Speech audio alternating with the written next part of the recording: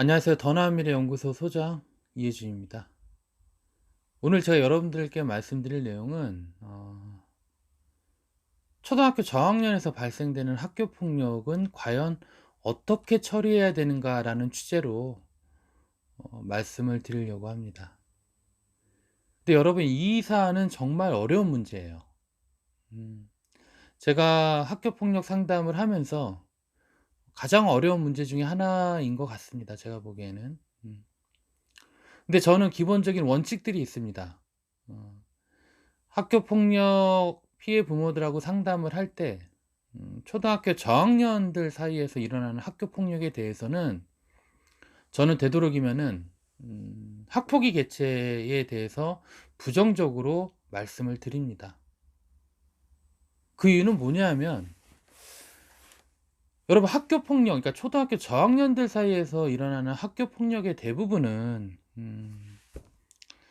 우발적인 폭력 사안이 대부분이고, 그리고 신체적, 정신적 피해도 사실 미약한 부분들이 있습니다.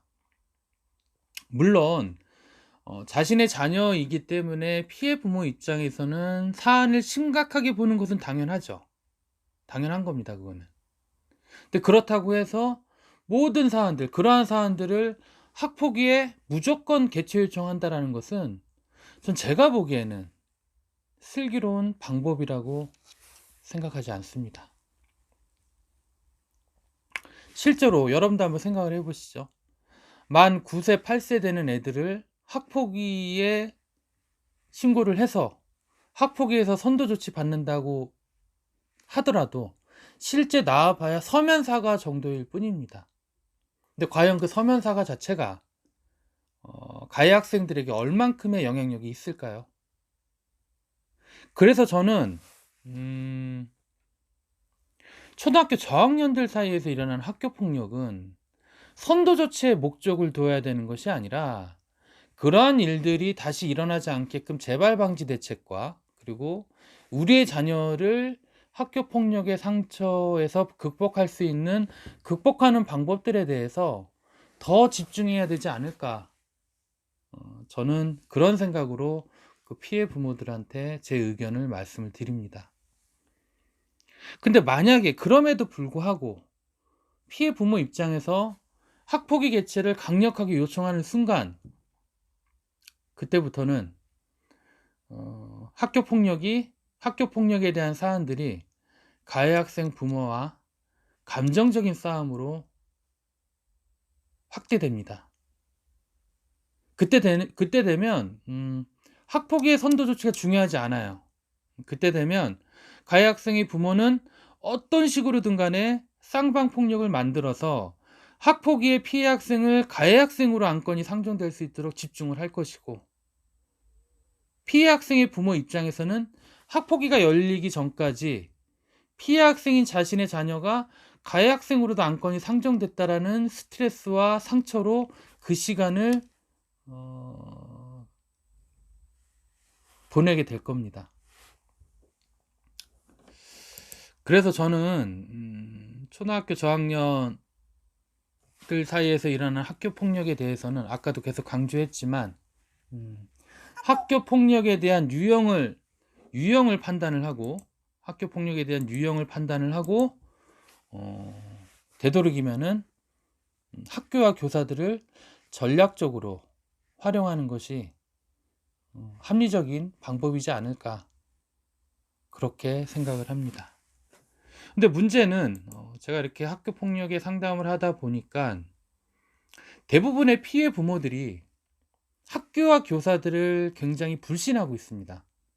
마치 우리 자녀의 학교 폭력의 피해를 학교와 교사들이 은폐하지 않을까라는 의심을 많이 하는데, 실제로 여러분, 학교와 교사들이 학교 폭력을 은폐할 이유가 전혀 없습니다.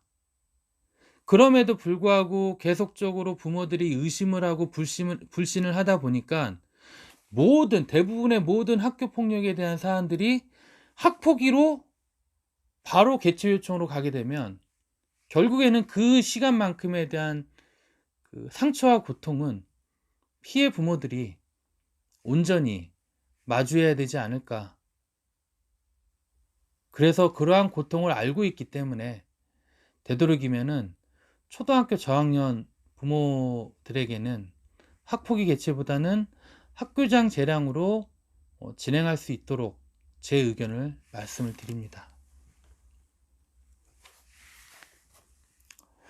초등학교 저학년들 사이에서 일어나는 학교 폭력에서 가장 중요한 것은, 저는 여러분, 가해 학생을 어떤 식으로든 간에 선도 조치해서 처벌을 하는 것을 목적으로 두면 안 되고, 그러한 일들이 다시금 일어나지 않게끔 재발 방지 대책과 우리의 자녀가 그러한 피해 상처를 극복할 수 있는 방법들에 대해서 좀 더 집중해야 되지 않을까. 저는 그러한 생각으로 피해 부모들한테 강력하게 말씀을 드립니다.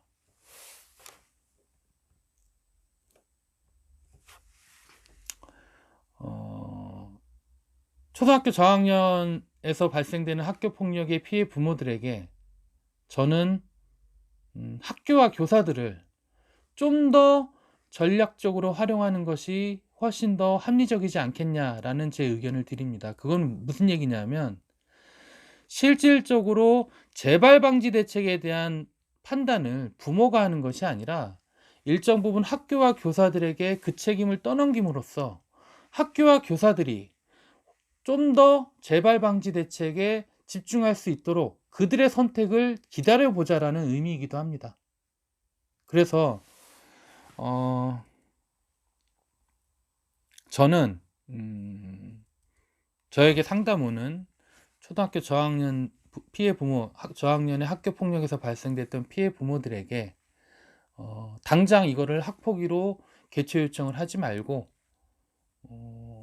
학교와 교사들의 처리 과정을 보고 결정해도 늦지 않는다라는 제 개인적인 의견을 드리고, 그리고 재발 방지 대책에 대해서 학교와 교사들에게 요청을 할 때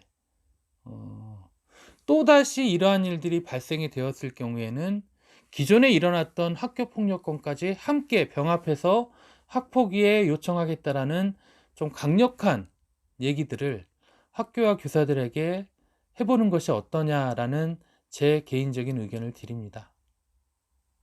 다시 한번 말씀드립니다. 저는 학교 폭력 피해 부모들이 학교 폭력의 처리 과정으로 인해서 상처받는 것을 원하지 않습니다. 지금의 상황에서 가장 합리적이고 슬기로운 방법은 제 개인적으로는 학교와 교사들을 최대한 전략적으로 활용을 해서 재발 방지 대책에 집중해야 되는 것이 현재로서는 가장 합리적인 방법이지 않을까, 개인적으로 그렇게 생각을 합니다. 감사합니다.